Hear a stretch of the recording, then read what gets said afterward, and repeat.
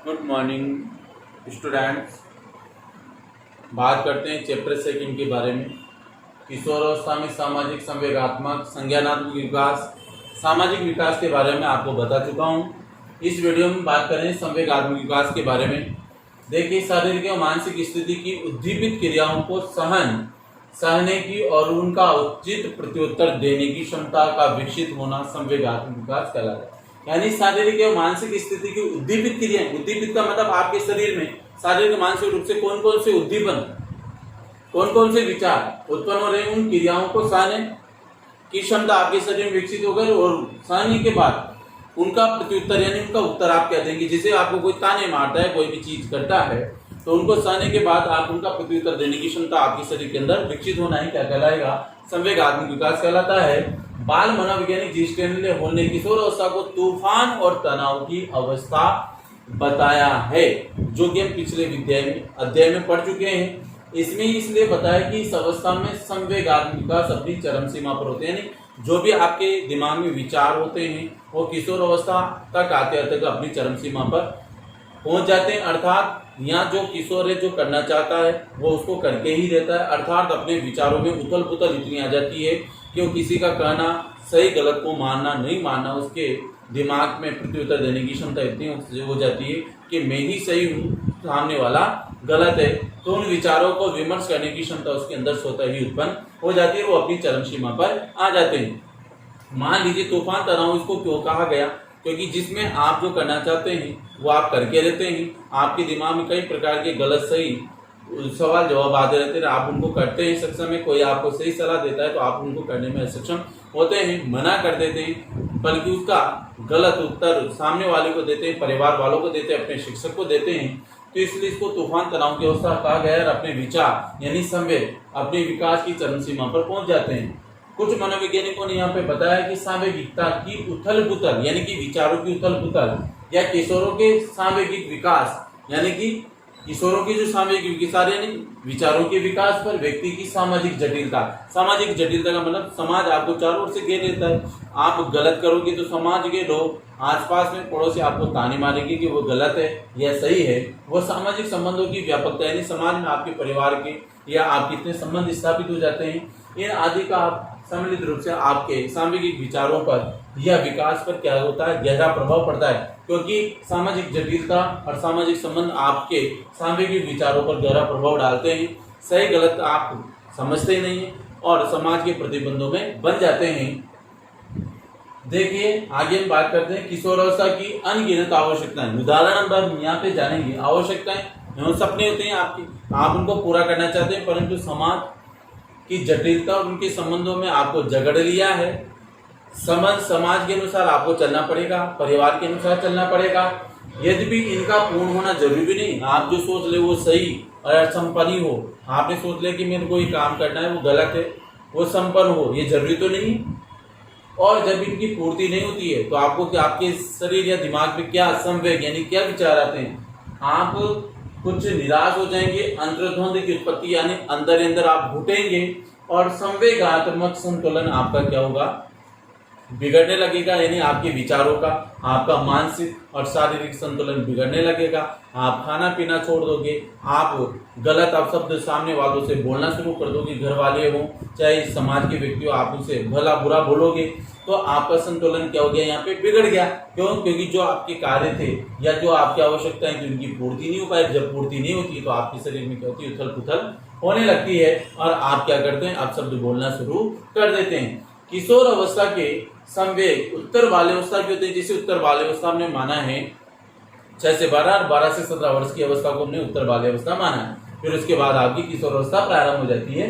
तो उस उत्तर बाल्यावस्था की होते हैं, परंतु वहां क्या होते हैं, वहां कम होते हैं तीव्र, और यहाँ किशोर अवस्था आते आते क्या हो जाते हैं, तीव्र हो जाते हैं। लेकिन उनकी तीव्रता में अंतर पाया जाता है, क्योंकि उत्तर बाल्यावस्था में आपके संवेग यानी विचार कम जटिल होते हैं, यहाँ किशोर अवस्था तक आते आते क्या होते हैं, जटिल हो जाते हैं। अब हम यहाँ पे बात करेंगे किशोर अवस्था की कुछ प्रमुख संवेग निम्नलिखित हैं। अब इस संवेग यानी विचारों के आधार पर जो आप करना चाहते हैं आपको नहीं करने दिया जाएगा, आपके विचारों को नहीं समझा जाएगा, जो आप करना चाहते हैं वो नहीं हो पाएगा।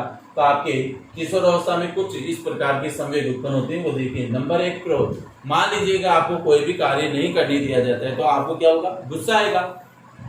गुस्सा आएगा तो आप क्या करेंगे कि परिवार या परिवार के अन्य सदस्यों के बीच में क्या करेंगे? कई प्रकार के संवेग या क्रोध उत्पन्न होने के कारण गाली गलौज करते हैं, अपशब्द बोलते हैं। भय, व्याकुलता और चिंता भी आपको जो भी कार्य आपको करना होता है तो भय व्याकुलता क्या होता है? इसके अनुसार भय, सर्प या परम भय, जंतु, मृत्यु, सत्ता, माता पिता, डांट की पाठशाला, डांट या फिर पाठशाला की समस्या यानी विद्यालय की असफलता, धन जन की हानि से जुड़े होते हैं। तो भय, आकुलता और चिंता आपकी इन चीजों से जुड़े होते हैं, चाहे आपकी शिक्षा हो, चाहे आपका भय हो, आपके माता पिता की संपत्ति हो, या कोई सांप का डर हो, या कोई भी चीज हो, तो ये आपके शरीर के अंदर क्या होते हैं?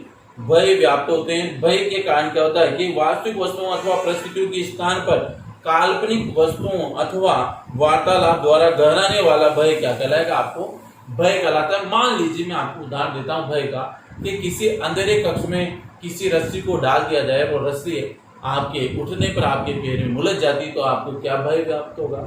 आपके काल्पनिक एक ही चीज समझ लो कि रस्सी को सांप समझ करके आपके डर बैठ जाएगा, भय बैठ जाएगा, आप आकुलित हो जाओगे, यानी आपके शरीर के अंदर व्याकुलता उत्पन्न हो जाती है। किशोर अवस्था का एक प्रमुख संवेग चिंता भी होता है, क्योंकि किसी भी चीज को लेकर के यहाँ पे किशोर क्या करते हैं? चिंता करने लगते हैं। तो ये क्या होते हैं? आपके संवेग, ये जो आपके शरीर के अंदर या शारीरिक या मानसिक रूप से क्या होते हैं?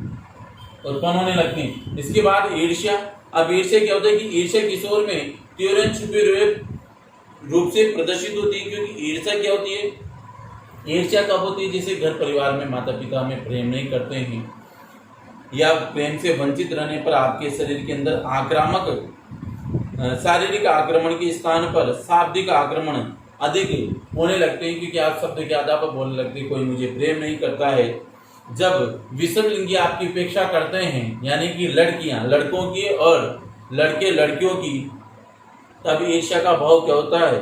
जागृत होता है, और अपने से अधिक लोकप्रिय व्यक्तियों से भी में क्या करते हैं? यहाँ किशोर ईर्ष्या करने लगते हैं। जैसे कि आपका कोई मित्र है, अच्छा पारिवारिक से अच्छा संपन्न है, तो आप उससे भी क्या करते हैं? ईर्ष्या करने लगते हैं। कोई लड़कियां नहीं बोलती तब भी ईर्ष्या, या लड़कों से लड़कियां नहीं बोले, या लड़कियों से लड़के नहीं बोले, या कोई भी कारण हो सकता है, तो इससे हमें क्या होती है?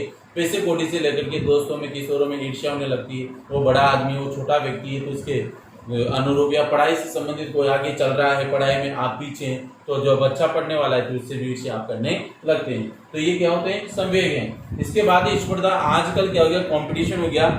मित्रों से आगे बढ़ने की भावना जागृत होती है वर्तमान में किशोरों के अंदर। उत्तर किशोर अवस्था में किशोर अपनी से अच्छी सामाजिक आर्थिक स्थिति वाले मित्र से स्पर्धा नहीं करते हैं, क्योंकि वो ऑलरेडी क्या होता है? उसकी आर्थिक स्थिति आपसे बेटर है, अच्छा है। वो साथ ही बल्कि वे अपने से बड़ा दुर्भाग्यशाली वह मित्रों